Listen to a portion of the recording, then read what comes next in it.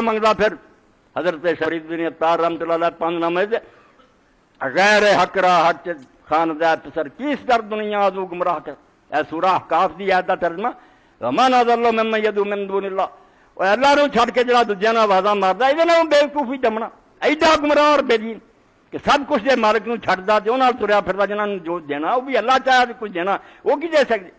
فرمایا غیر حق را ہر تے خان دے پسر اللہ نو چھڑ کے جڑا دوجیاں نال آوازاں دیندا کیس در دنیا آزو گمراہ تا او دے نال زیادہ بیوقوفی.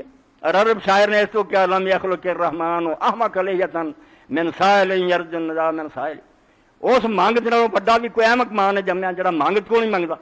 تو سخی کو منگ جلے خزانے تے ٹھیر لا کے بیٹھا بیا. اور اگر اسوں نہیں لے سکتے قصور ساڈا.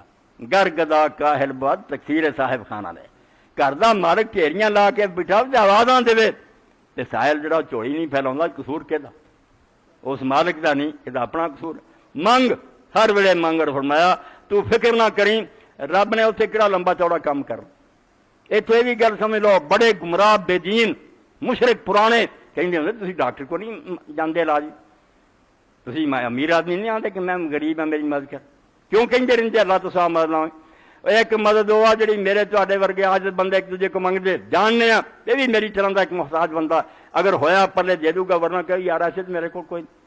جب تک انہوں محتاج مننے بے بس مننے کہ اگر اسباب ہوئے تو ڈاکٹر کو دوائی ہے ورنہ انہیں آخیا مکی کون نہیں کہہ سکتا. جب تھی سمجھا بے آپ اللہ یا اللہ نے انہوں کو ایسی طاقت الاٹ کرتی ہے بے بھائی سامان اسباب کی لوڑ نہیں انہیں چونا ہی ہے. انما امرؤ اذا اراد شیئا ان یقول له کن فیکون. آؤ سرحد ہے جتوں شرک شروع ہوتا یہ تھلے رہو جنی مرضی منگتے بس عیسائی ڈاکٹروں کو راج کر رہے گالاں کرتے انہوں کوئی سارے دل چ نہیں آتا گھر بیٹھے آ کے ڈاکٹر صاحب سانو شفا دے.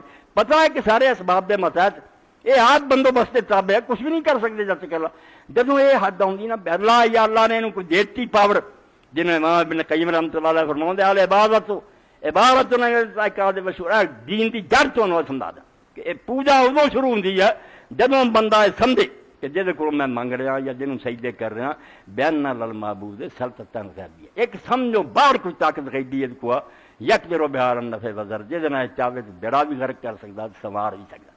فکل دعائے میں سرائے میں تعظیم جنشا من حاضر عبادہ اے سمجھ کے تسی ہاتھ بن کے بھی کھڑے ہو گئے نا یا وہ تو تھلے بیٹھے تسی مشرک ہو گئے. جی سمجھ رہا بزرگ ہے سارا آدم دے تو کچھ نہیں سکتا کوئی طاقت نہیں میری طرح ہی بے بس ہے جی میرے پلے ہوئے تو میں روپیہ دے سکا ورنہ میں کہہ دینا نہیں میرے.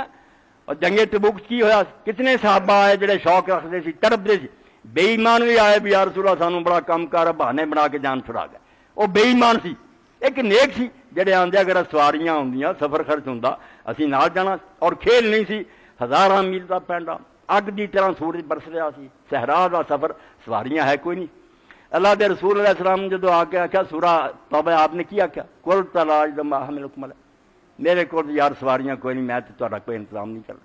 قرآن پاک آندا روندے گئے روندے اکھاں جو ٹپ ٹپ آنسو گئی کہ اللہ دے رسول بھی خالی ہونے کا جواب اس طرح کہو ایک دوسرے نے کوئی گل یہ عاجز بندے ایک دوسرے میں تعاون کر رہا ہے جدوں سمجھو نہیں انہیں کہہ دینا انہیں چاہنا تو ہو جانا.